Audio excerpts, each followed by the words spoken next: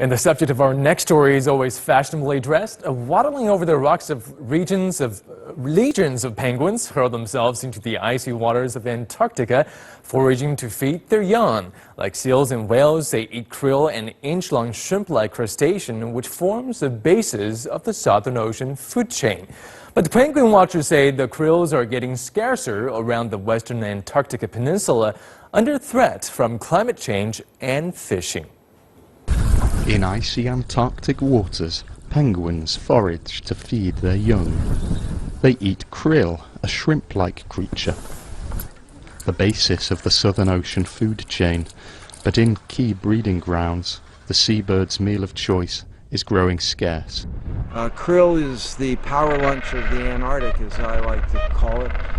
It's a keystone species for everybody. The whales like it, the penguins like it. It's pretty clear from the data, although the data aren't extensive, that the krill population has either changed or moved in a radical way. Scientists say the western Antarctic peninsula is getting warmer by as much as 3 degrees Celsius over the past 50 years.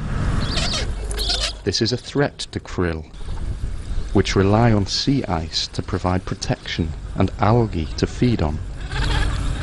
Meanwhile, fishing boats are catching hundreds of thousands of tons of krill, later processed into feed for farmed fish and omega-3 dietary supplements for humans.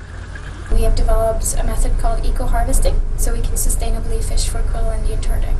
So this is done at a minimum of environmental impact, making sure that we don't catch any other species while we fish for krill.